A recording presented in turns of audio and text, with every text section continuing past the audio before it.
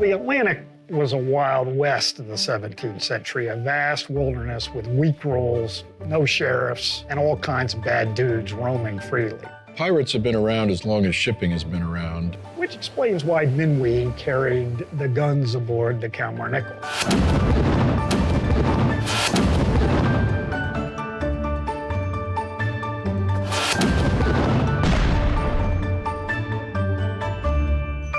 One of the great innovations of the 15th century really was mounting heavy guns on ships.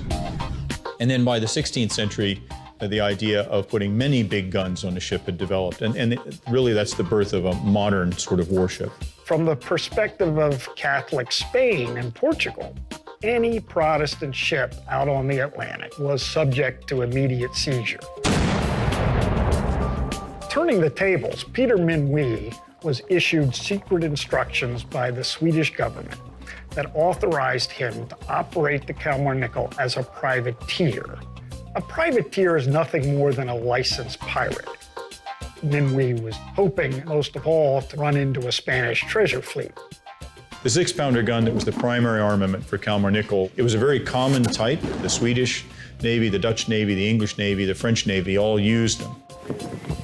There were 10 or 12 6-pounders on board, each of which weighed about 1,700 pounds on its own without the gunpowder or the ammunition. So these were big, heavy beasts that took up a lot of room. There were several different types of ammunition available. The most common was round shot, a solid iron ball. When you fired that into an enemy ship, what you wanted to do with that was make splinters. The ball itself just couldn't injure enough men because it didn't occupy enough space. But when it hits the side of a ship, it creates a cone of splinters inside the ship that could injure or kill a larger number of people. You could increase the effectiveness of that by using what was called crossbar shot, which was a round shot with a spike through it. And that would perhaps make more splinters. It would also do more damage to the ship. And you could take a variation on that, which was a crossbar shot essentially sliced in half with a pivot in it that would open in midair and form a cross that might do even more damage.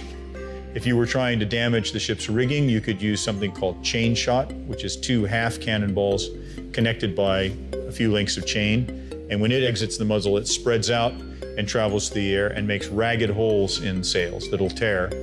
If you were strictly interested in injuring the enemy crew, then you could convert the cannon into a giant shotgun, something called case shot, which is a wooden canister full of musket shot. And that spreads out like a shotgun blast and can injure a large number of men. Loading a gun had to follow a very specific procedure. You had to be aware of how the gun was going to move when you fired it, because the gun recoils very violently, and that can break bones and kill men if there are people standing behind it. So there was a well-developed gun drill, a particular sequence of actions that you went through in a set order, and you learned that set order, both to make sure that you could hit what you aimed at, but also that was a way of assuring safety. It minimized the risk. So let's run through what an actual gun drill looks like. Run in the gun.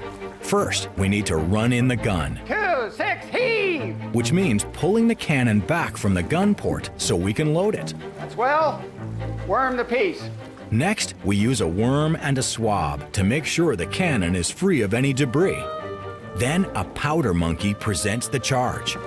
Then we load the charge. Load the charge. Which is a bag of gunpowder. Then ram the charge to the deepest part of the gun barrel.